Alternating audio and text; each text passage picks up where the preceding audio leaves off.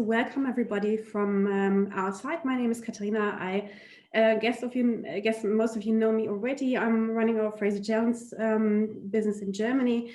I'm very happy to be able to host an online event on the topic of inclusion and diversity, if that's something that our company very much embraces.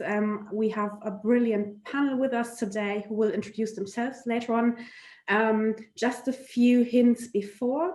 We have disabled the visibility of the chat function so we don't get distracted from the main discussion. So everything that you ask or share throughout the chat function will only be visible to us and the panelists. So we are really happy if you ask questions during the entire event. We will try to pick up as many questions and answer them as we can.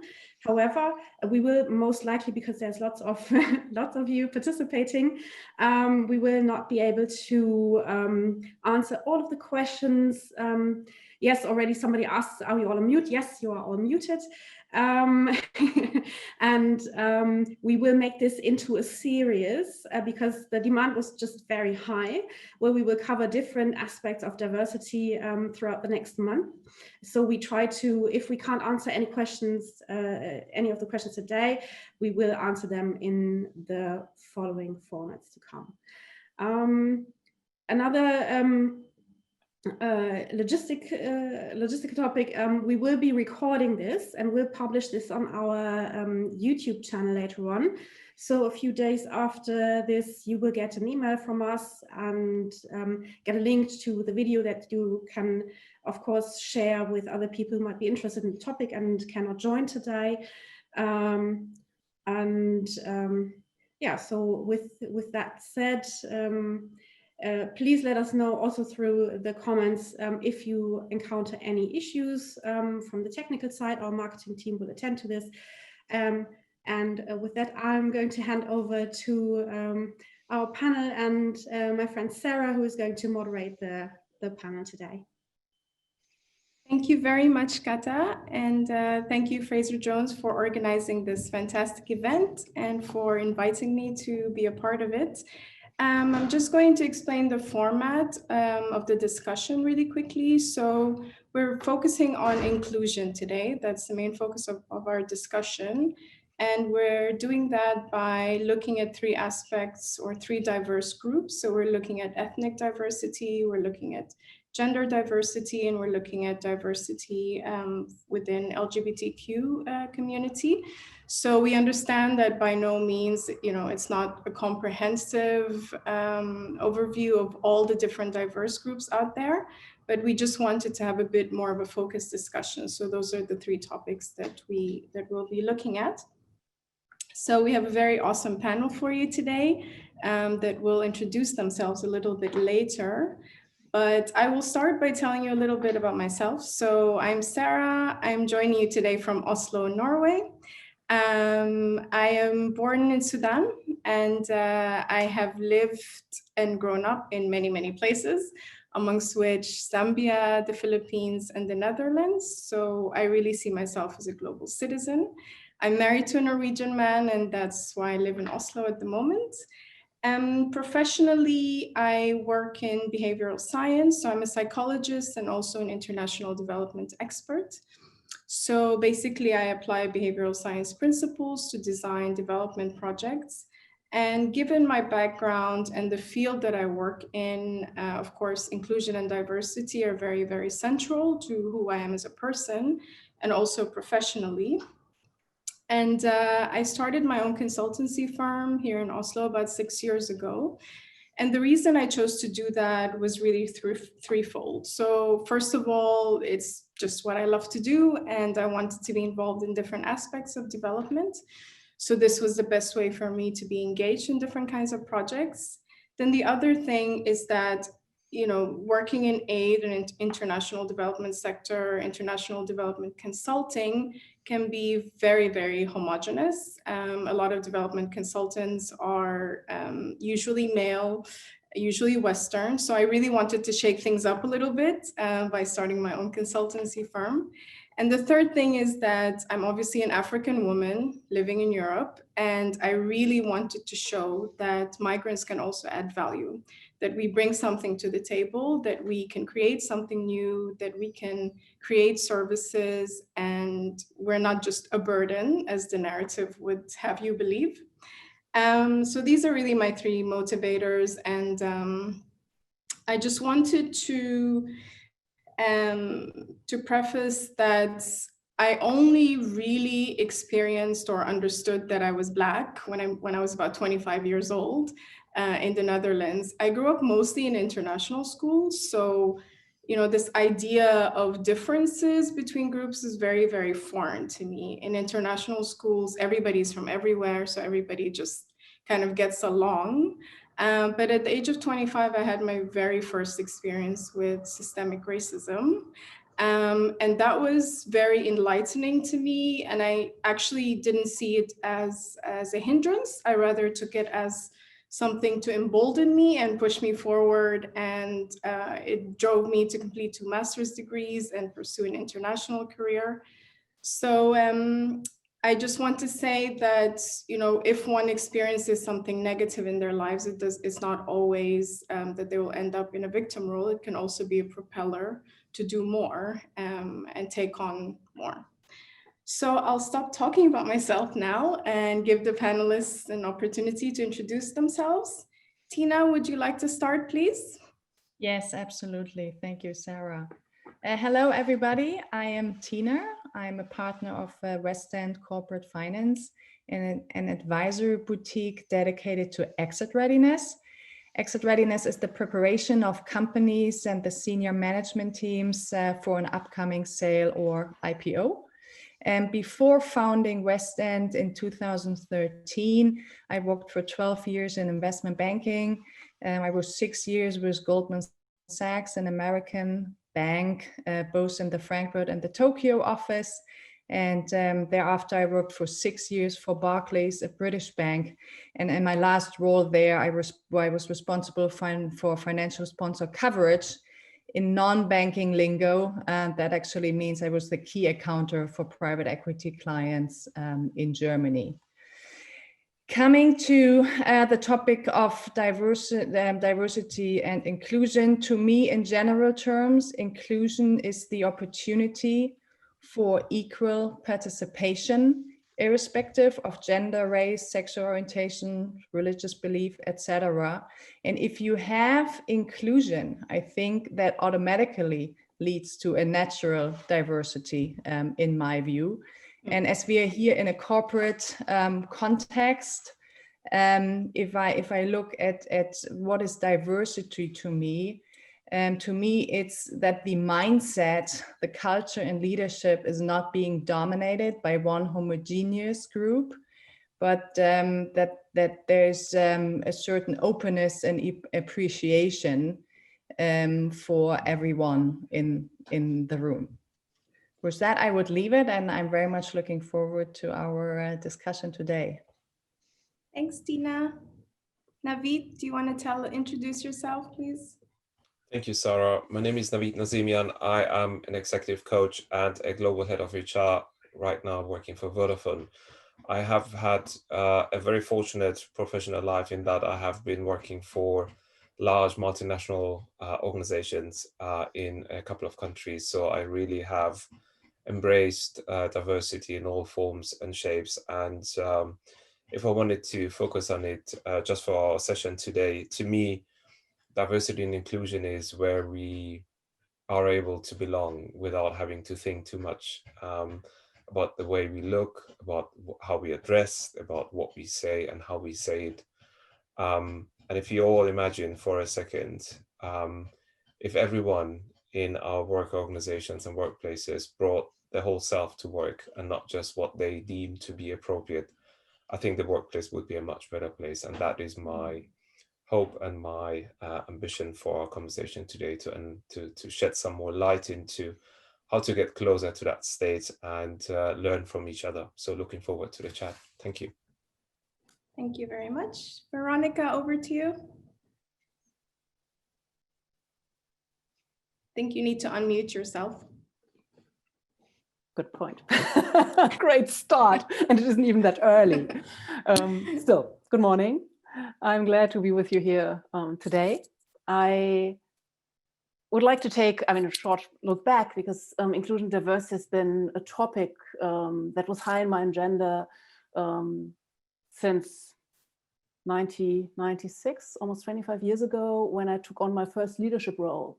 And as a young woman in Germany, I was, as of immediately, brought into any project that was about increasing the share of women in leadership roles.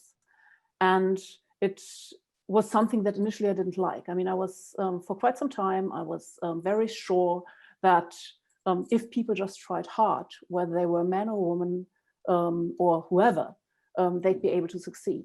So I didn't recognize that there were any issues that some people are confronted with that create barriers for some people versus others.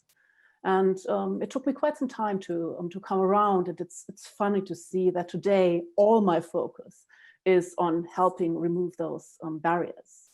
In the meantime, I've built a corporate career, most of that in brand management and communications. I've worked in various international big companies in several countries. And today I work as a D&I change maker. And my focus is on consulting, on research, and on writing, and to help organizations create an environment that is safe, where people feel safe and invited to contribute, and where everyone is able to prosper. Mm-hmm. And writing for me is a key part of that, because I've recognized that it enables people to learn at their own pace and in their own time. And many people still feel uncomfortable with asking questions if they are unsure about what's going on, and to really learn about the topic and about barriers that exist. And that's something that I want to enable, to learn, to read, and always to make sure to assume positive intent, that people want to learn and that people want to do better.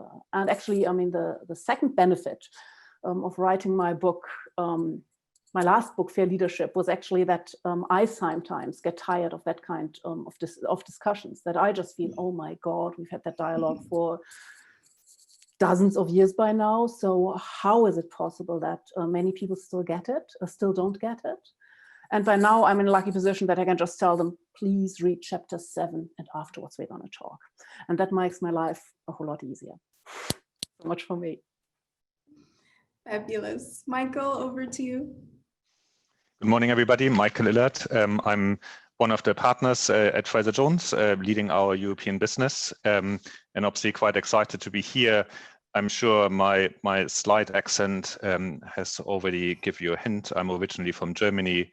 I left Germany actually in 2008 to move to London, where I met my partner, Corey, who is Black Englishman who is originally from Jamaica. During my 10 years in the UK, we adopted also our two lovely boys, who are now 8 and 12, and who are both mixed race. And then 2 years ago, we felt family life in London isn't that great and moved to the Netherlands and enjoy life now in a small town just outside Amsterdam. And obviously, as you can imagine, my life sometimes feels as diverse as it potentially can get when I look at our family, especially if you already would know the backgrounds of the birth parents of my children. It gets even more complex. For me, I really like to use the word inclusion exclusively. I think diversity most probably was a really good start. And maybe it is still a good start. And what you see, what many corporates are doing still or just starting about to do, is focus on so-called minority groups. And the big challenge I have with this, some of these minority groups are just no minorities, women, for example. And I call it the management of boxes, right? We put women in a box and LGBTQ in a box and everybody else in another box, and then we pretend that all the boxes have the same color and the same size. But to some degree, that might even reinforce differences, right? And then also sometimes provokes questionable approaches, but I'm sure we discuss this later. And therefore, I think inclusion is the way forward to really truly bring people together and make sure we have truly inclusive cultures. And I think that will, as one of the panelists said before, create true diversity automatically. Thank you very much, Michael. I think we're going to have a very, very rich discussion. But first, maybe we should go over to the questions that were posed to our participants when they registered. So the first question was, do you think your firm handles diversity and inclusion well? 56% said yes, 36% said no, and 8% were unsure. Navid, would you like to make some comments? Well, the first thing I would like to say is that I am not surprised, because even if you work for large multinational organizations, the state of diversity, inclusion, and belonging can be very, very different. And that can sometimes be different within the same organization. So if you work in a country operation, or if you work in a global head office, that already can have a big impact on the mix of the people you work with, the kind of culture that you get to experience on a daily basis. And so I'm not surprised that there is a good mix between yes, no, and unsure, which is also an interesting one. So what does great look like? And how do you know if what you're doing in your own organization is enough or sufficient to what the situation is demanding right now? And I think this sort of a panel conversation and other resources that are out there are always helpful reminders to go back and have an honest assessment of where do we stand as an organization against, some of the best that are out there, and what more can we do to strive for, being one of the best and not just being, in the flow with every other organization. So that would be my take on the quick survey. Great. Just wanted to get back to that answer unsure.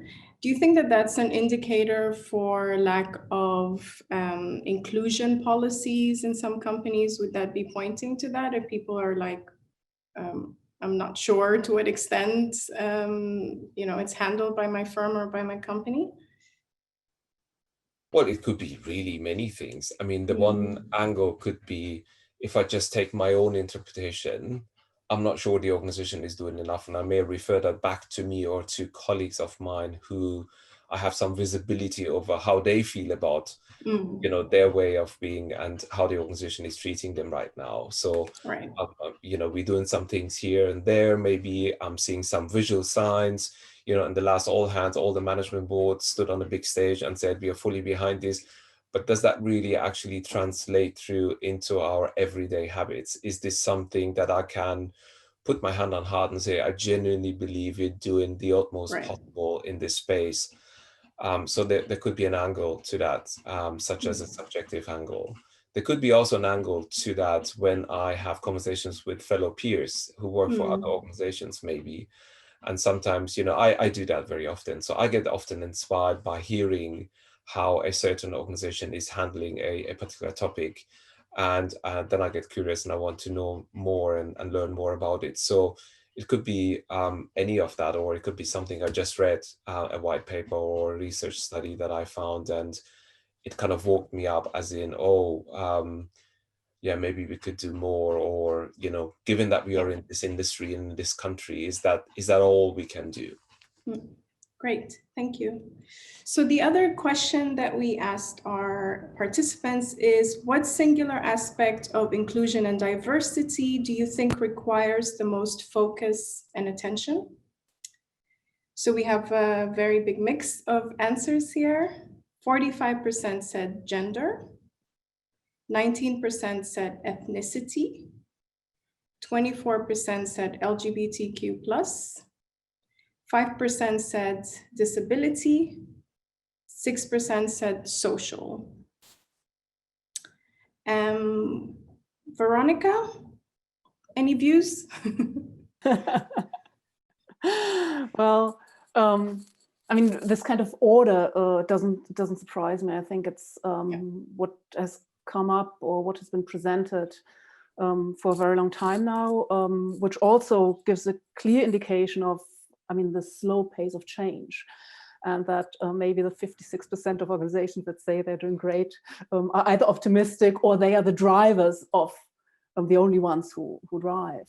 But still, I mean, I consider that kind of ranking really counterintuitive, because I very much agree with Michael. If we create an inclusive environment, it's going to benefit everyone, and attempting to support specific groups is not necessarily the best way forward. I think all of us probably know the example of the blind auditioning with the orchestras, where people were playing behind a screen to make sure that they were actually judged based on their ability to play music versus what people thought a musician should look like. And that wasn't, although it was intended to support the increase of women on orchestras, it benefited everyone. I mean, suddenly everybody had the same opportunities, no matter who they are. And it's my strong belief that this is exactly this kind of practices is what we need to implement in organizations. And in that case, it's no longer group specific, but it's really about creating different practices, a different way of working, and a different kind of culture. So I guess what you're saying is we should be asking the question differently. So we should be asking, to what extent do you feel that your company is a safe space for people of any background or for anybody really? Because it feels like when we talk about, when you put in the word diversity or inclusion, people immediately just focus on, okay, we have to give, it's like we have to give somebody a chance, or, you know, they don't really see that everybody has something to offer, or everybody has value. But it's almost like, I mean, some of the discussions that I have with, you know, cisgender, heterosexual white men is when we talk about inclusion and diversity, they're very much like, well, does that mean that, you know, my company has to earn less money? Because it's almost like they see it as waiting for the slowest kid in the class or something like that, you know? So do you think that there's merit in that belief? Is it really that, you know, companies that are more inclusive are also, that their bottom line is affected, that they make less money because they try to be more inclusive? Well, obviously, there's a lot of proof to the contrary, showing that diverse organizations are more successful, more innovative, and have the better bottom line. At the same time, agree, we really need to change that dialogue, because that's what I'm still also experiencing a lot, is that many organizations still have got the impression that it's about doing something for some people with special needs. Doing them a favor versus recognizing that it benefits everyone. And I mean, one thing that I did in order to change that dialogue was, I mean, I personally actually struggle with the term inclusion.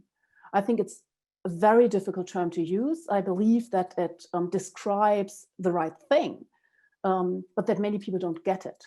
And so I've got a lot of discussions when you start talking about inclusions and managers do open up, and then they say, so what do you actually mean with inclusion? And then you start explaining, well, did you ever have a time when you felt excluded? And built on that, you explain, so being included is the opposite. And in the end, I mean, that's why I decided for my book to really go with the term fairness, because that's something that resonates, and that's something that people get, and that's something that's easy to explain. And it also, I mean, the idea was to position my book, and sorry, I'm coming back to it, but it won the International Book Award last week on the Frankfurt Book Fair. So it was the first time that I really tried to position an inclusion and diversity book as a general book on leadership.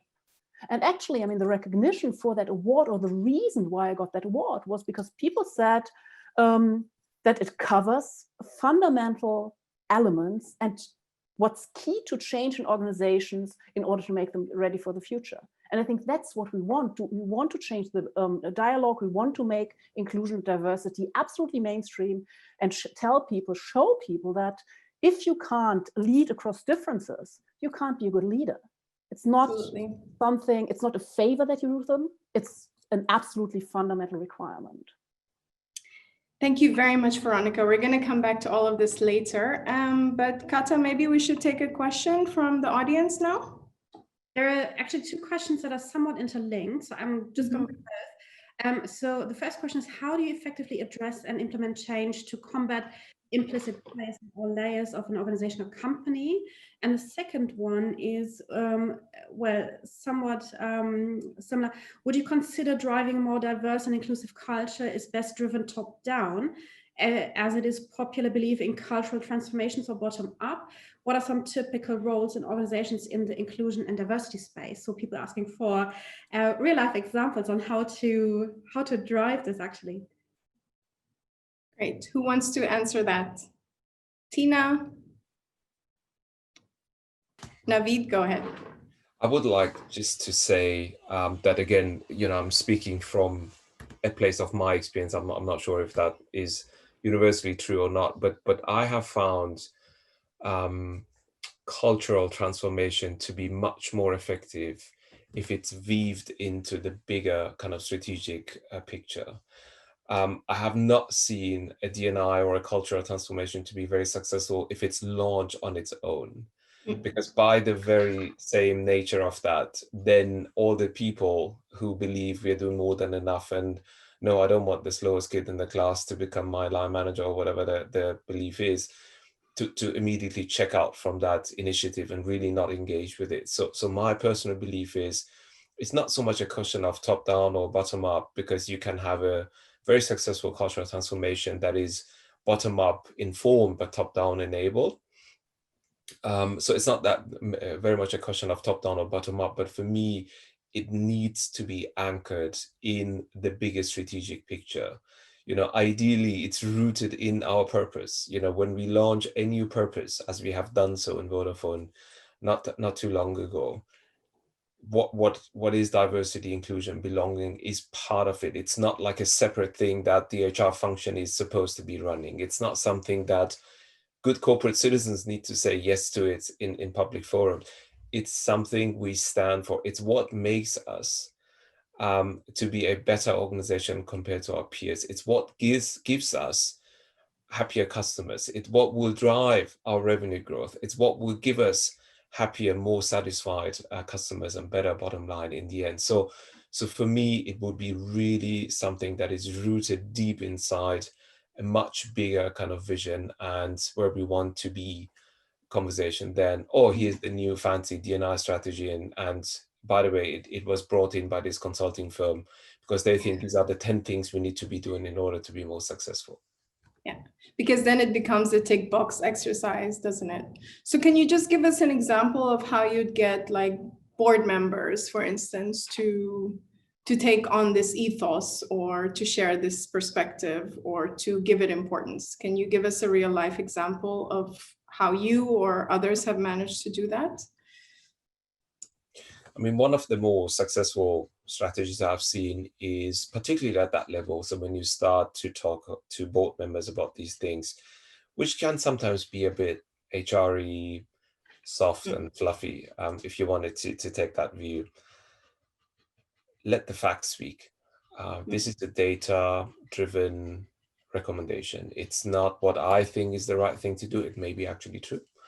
But let's, at that level, I think the buy-in will be much more likely, and the likelihood of this idea or being part of the wider strategy is much more compelling if it's a great business case as well. So I think the data and there's enough research, my God, there's enough data to convince even the most close-minded senior leader out there to understand that there is value in pursuing this, not just for the HR sake, but for the sake of a better bottom line. So that's something I have found to be very useful in the past. And the other thing I found to be useful is to take a member of the board that is maybe not the most passionate already about it, which sounds a bit counterintuitive, but I've had great experience in, maybe board members that are neutral towards this idea,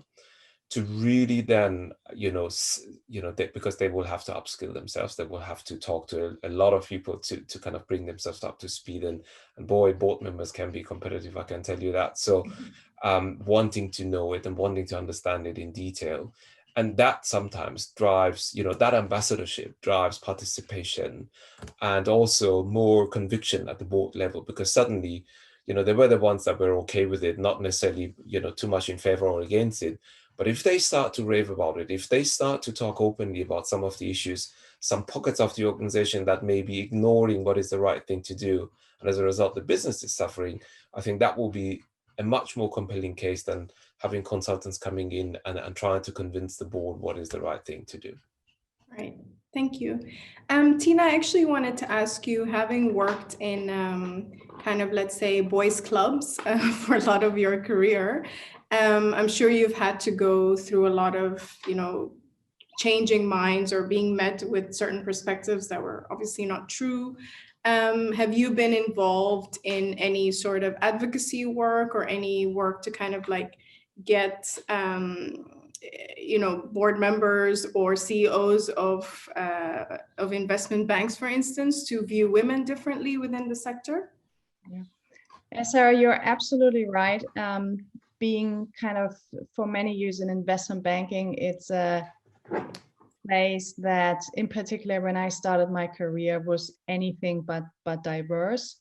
And I would say that when I started my career back in 2001, I had very little awareness myself for diversity and inclusion. And it took me a long time to realize that I was in a place in which it was so much tougher for women to compete than it was for the 95% of men which who were there. But that really took me time, because at first I didn't even notice it myself.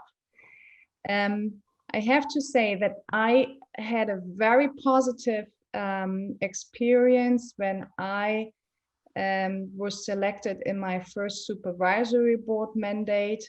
The chairman back then, he wanted to enlarge the board. He wanted to make it more diverse. He wanted to make the board younger. He wanted to add new competencies.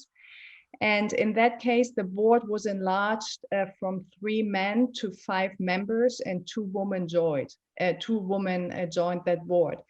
And by having critical mass from one day to the other, by adding not only 1 woman, by 2, we had so much momentum and impact to change things. That was a really big takeaway for me, to say, okay, we do need critical mass to really change things. Just having 1 woman there is not going to be enough, because it is very hard to be heard then. And that's also why by now I do support the quota. I have been very ambiguous, I would say. At the beginning of my career, I was saying, no, quota, I don't need that. I can do it on my own. But looking backwards, I think there won't be any change unless there's political pressure. Yeah. And we have now, right now, the zweites Führungspositionengesetz. It's the Act on the Equal Participation of Women and Men in Leadership Roles. And this is going to be extended in the way that not only that the quota for supervisory board members becomes extended to all mitbestimmte non-publicly listed organizations. But then there's also, and this has been discussed actually quite controversially, whether the quota should also be extended to the management board. And my personal opinion is, and I would be very much interested of how the audience is thinking about that, whether this is something we should go for or not. But the more I I reflect on the topic and looking backwards on my career, I'm actually in favor of it. Great. Thank you so much, Tina, for that perspective. I'd like to now just take a helicopter view and kind of like an outside global view of what's happening in the world. There's a lot going on. We have Black Lives Matter, we have US politics brewing, right-wing politics in Europe, we have COVID-19, of course. And all of these events have highlighted different aspects and, you know, some of the challenges that we're still facing in terms of inclusion and diversity. So, for instance, BLM, I mean, that's impacted even my sector, the international development sector, where you'd think that everybody has, you know, takes on a human rights-based approach and is all about equality and promoting these ethos around the world. But we've had multiple exposures of racism and terrible behavior at UN level and other international NGO level. So, you know, we have a lot that we need to do. So of course, there's also some lessons and there's an opportunity for Germany to learn from what's going on around the world and from what other countries have done, or maybe to prioritize specific issues. So Veronika, to start with you and your perspective on fair leadership, what do you think that German leaders should prioritize? Where do you think they should start? Well, I think it's not just about German leaders, or depending, I mean, how you define or who you recognize as leaders. And what you see with the slow progress in Germany, it clearly indicates the need for a full system approach, so a true change project. And part of that, and I fully agree with Tina, can be gender quotas. But another question is really about the general culture and what it is that, what's the way in which we work?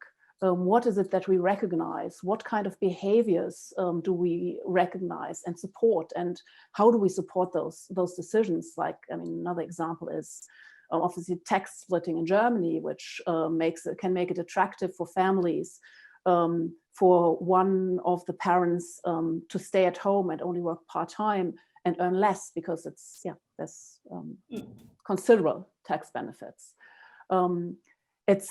So unless we address more of those issues, we are unlikely to see sustainable change. Because, I mean, we've had the quota for supervisory boards.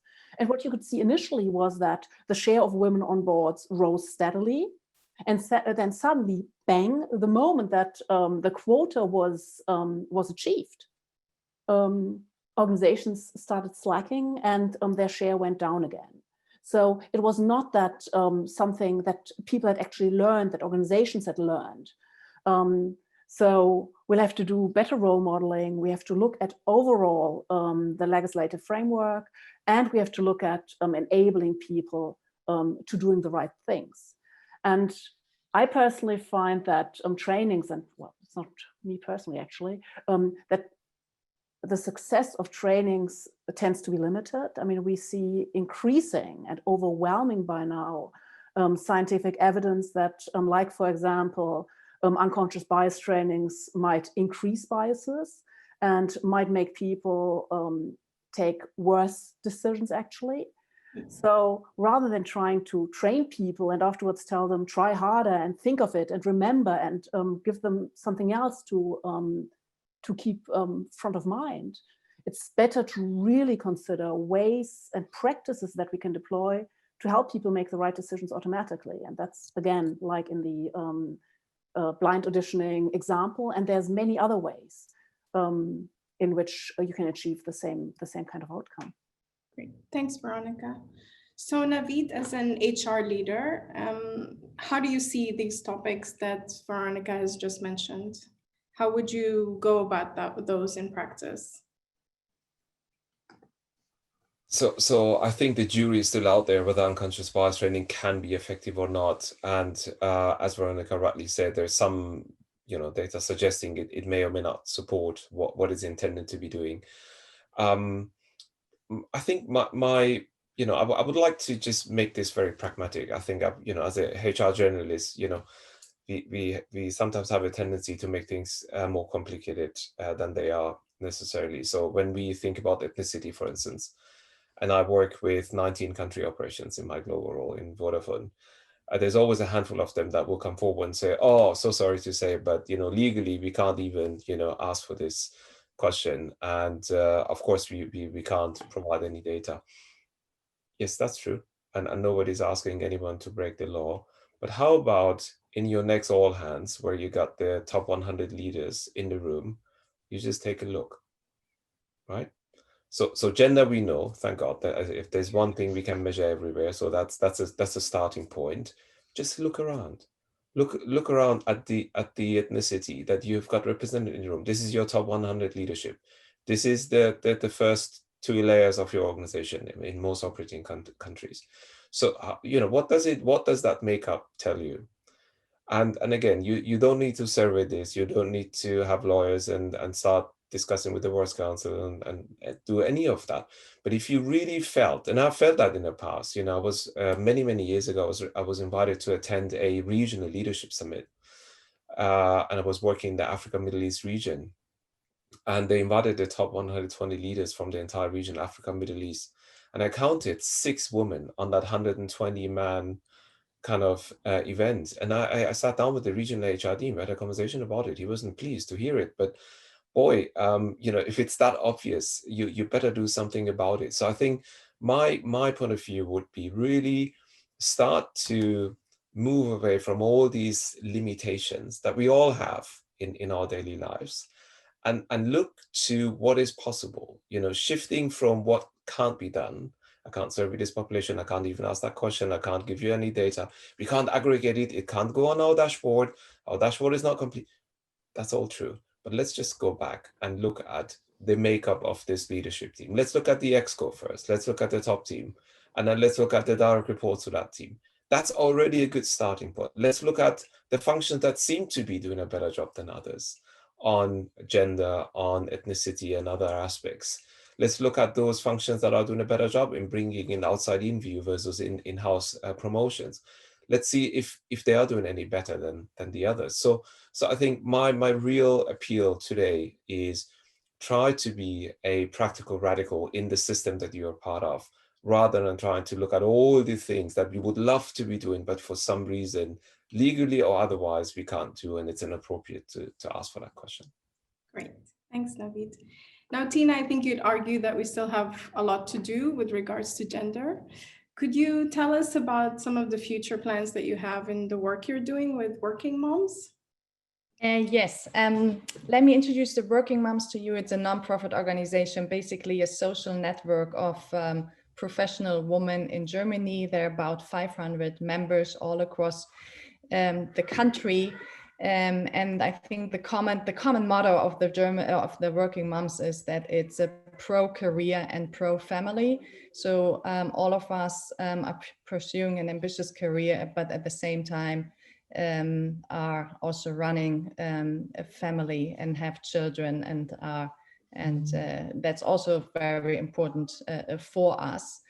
I would say that as a mother, it's probably not easier to kind of pursue your career than for a woman in general. But to me, this network of like-minded women has been kind of getting me going. It's a kind of very helpful to know that there are other like-minded women out there who face the same struggles, and therefore we support each other's on the professional side, but of course also with tips and tricks in our private life with respect to children. And yeah, it would be great to see this network grow beyond the 500. But I think it's important to go and reach out for networks.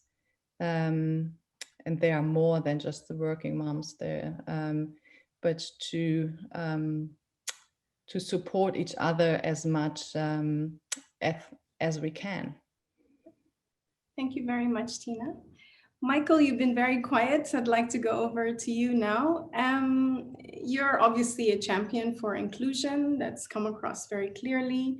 And you've worked and lived in 3 European countries now. So what lessons or what experiences do you think Germany could take forward from, in your view, from the things that you've seen and the way that businesses have approached inclusion in other countries? I think maybe just to start, Tina, I'm also not sure where I stand on quotas, right? If you ask me every single year, I will have a different opinion every single year. And I think a huge part of what we're discussing is not just a corporate challenge, it's a societal challenge, right? It really starts as society. And then when you look at my life, that most probably becomes extremely clear where we stand, right? You know, to make a career as a gay man in Germany, as long as you do this in one of, you know, the larger cities, that's really not a big issue, right? And I think lots have happened there. But when you then think about the topic of adoption, you can already start seeing the extreme difference, right? In Germany, it is virtually impossible to adopt as a same-sex couple, right?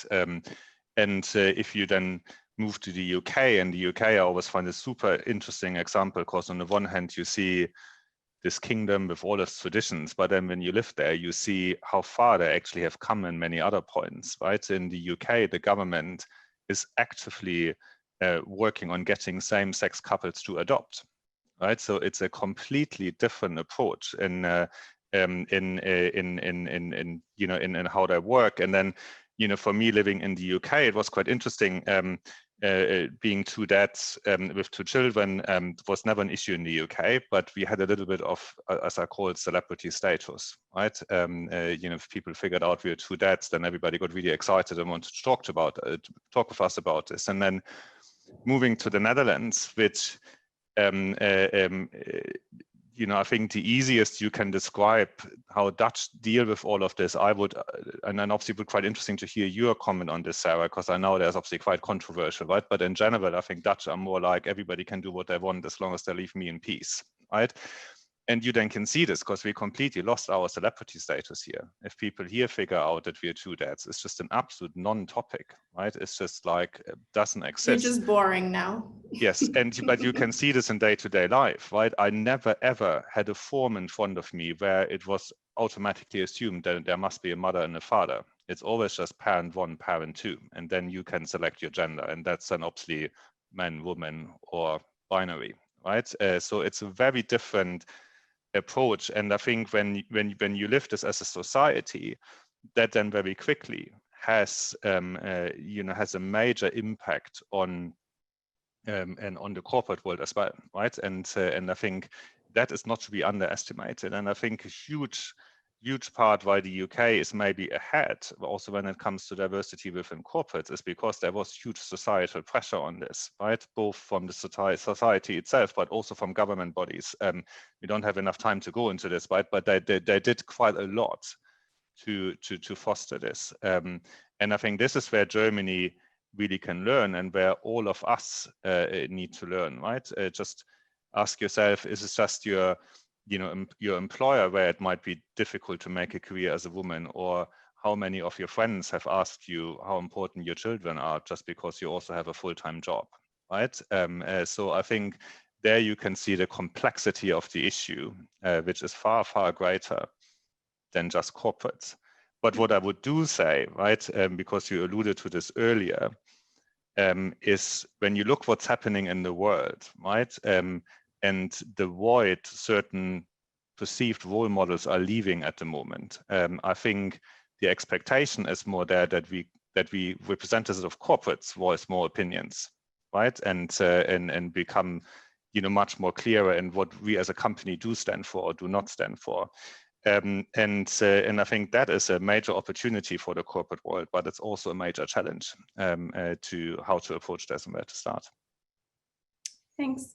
But Michael, do you think that maybe we who are historically minority groups, or however we are referred to, do you think that we also we get a bit complacent and we kind of, we get comfortable and then we're not engaged enough anymore to keep the issues up on the agenda. Because if we want to make social change, surely we need to be a lot more engaged than we are, right?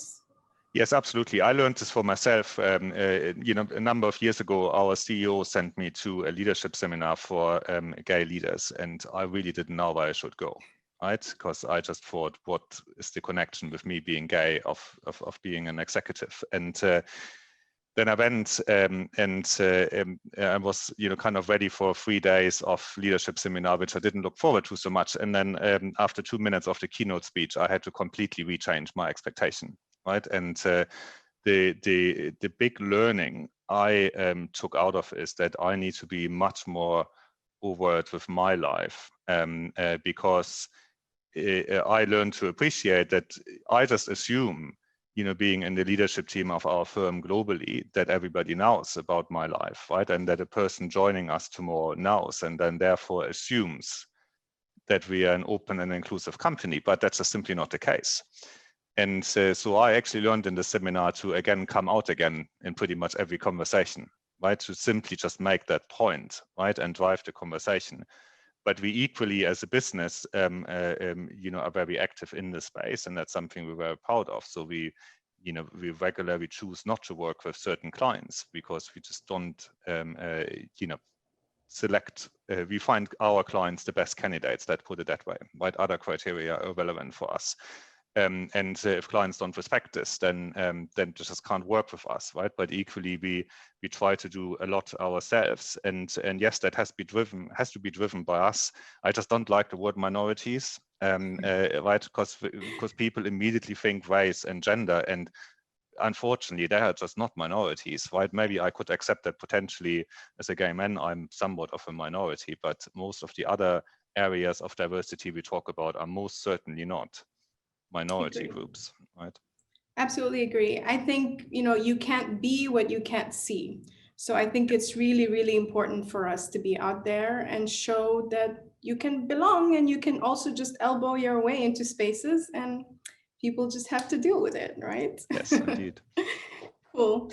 Katharina, do you have another question for us from the audience? Well, I think that perfectly, what you just said links in perfectly with the question and also with our next topic. So there is a question like, how do you think things will look like in terms of diversity and inclusion in 10 years' time? So what we've planned, looking at the time, is a call for action from everybody. So maybe you can conclude this with what you think the best advice that you can give is, or your call for action, as well as your expectation how this is going to look like in 10 years' time and what this is going to change. Okay, I will start and then I'll hand over to my panelists after. I actually will take it over from where I just left off. I think it's really, really important to be visible and to be out there. Everybody has their own way of doing advocacy. Some people would like to take it to the streets. Some people would like to be active online. That's fine. For me, it's about getting into spaces where I'm told that I don't belong or that I shouldn't be. And with that, I will also, in the future, I'm looking at creating a space for other African women, women of color, who want to work in development consulting, because one of the comments that I often get is, well, we want to hire them, but we can't find them. So I'm going to facilitate that process of being able to find these women of color. I think that things are really changing very, very quickly. Of course, we have a long way to go. But for example, right now, for the leadership of the World Trade Organization, we have 2 African women who are contenders for the top job. So we have Amina Mohammed from Kenya, and we have Dr. Ngozi from Nigeria. To me, that is very, very significant that we have African women considered for such an important top job. So things are definitely going in the right direction. And if we keep the conversation going, if we're not afraid to talk about these issues, we will get there. And I really hope that you guys continue having these events, because I think talking about it is vital. We have to destigmatize the issue of diversity and inclusion and just give people a platform to voice their views and their feelings. So with that, Navid, would you like to give us your call to action and closing remarks? I think we've lost. Have we lost Navid? maybe. Okay, we can go to Veronika for now, and then we'll come back to Navid. Okay. I'd like to end with Tolstoy, who said, everyone thinks of changing the world, but nobody thinks of changing themselves. And I believe it's really important that this is about all of us. I mean, it's fine if we say that underrepresented groups, underrepresented people, not necessarily minorities, should be out there and talk about the subject and be visible. But in the end, we all have our thing to do. And if we learn, there will be enormous improvements and real progress in the next 10 years. Thanks, Veronika. Michael? I think I would say just start somewhere, right? And if I learned something in my career is that starting somewhere means to focus on one thing, right? It rarely works out well when you focus on too many things at the same time. And there is a school of thought, right, when you think about inclusion and diversity, which says start with gender, and then the hope is if you fix in inverted commas the gender issue, right, that you will potentially positively impact many other areas of diversity along the way, right? And I think that's most probably a really good one to start. And maybe this horrific health crisis we're all living through is maybe the catalyst we need for this, right? Because we are all, at least if we have office-based jobs, right, are all experimenting with completely new models of how we work. And I think many of us work in a significantly more blended style, right, dealing with work and with homeschooling children and anything in between. And I think that's an opportunity where we can learn from, right? And if we take the learnings out of this crisis, that could potentially have a significant impact on how couples can make a career both at the same time, right? And if you, for people to take away, start somewhere, just choose one of the areas and get started. Great, thanks, Michael. Tina? Yes, so where are we going to be in 10 years? To me, that's going to be driven by two factors. The first is for each and every company, what is the attitude and tone from the top of senior management? And I'm particularly addressing the question I missed before because I was too slow to unmute myself. If you as a CEO of the company don't want inclusion and diversity, it's easy for you not to achieve that. And my second point, and that's on the regulatory side, how much support will we have had on this by the politicians? Therefore, my call for action to everyone of you on this panel is to engage in the debate on the second act of equal participation on leadership positions by making a social media post. And I know for some of you, it's not going to be easy when you work in large organizations to take a stance on it. But all I'm asking for you is that you make others alert to take part in the debate, because I think we need a much broader debate on this, whether we want it or not.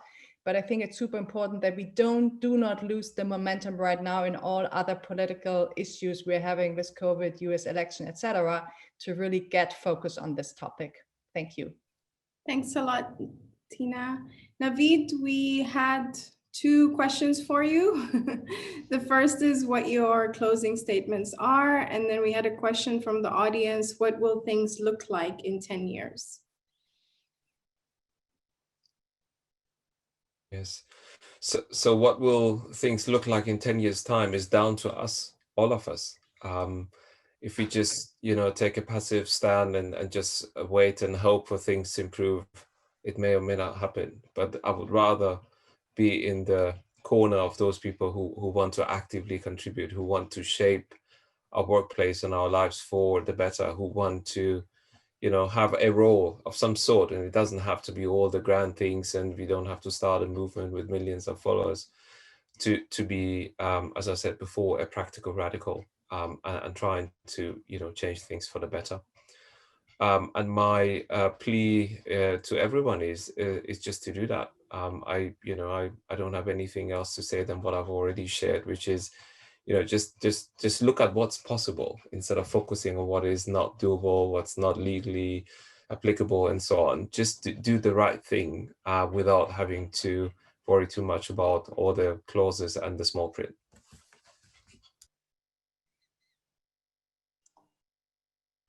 Perfect. Great. Thanks. Thank you very much, everybody. Katharina, will you help us close off? Sure. So I think this has been a great start to a series of events we are going to be hosting.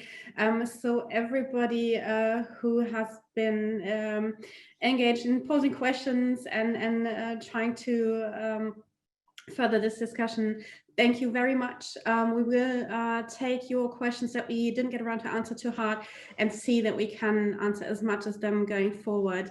We have shared, as you've probably seen, the LinkedIn details of all of the panelists with you. So please do not hesitate to reach out. And we are also very happy for you guys to just leave more questions or let us know what you think important discussion topics will be.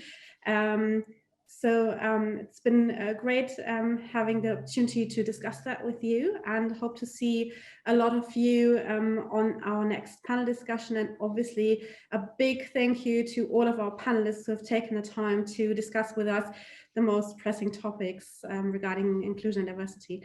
Thanks a lot, guys.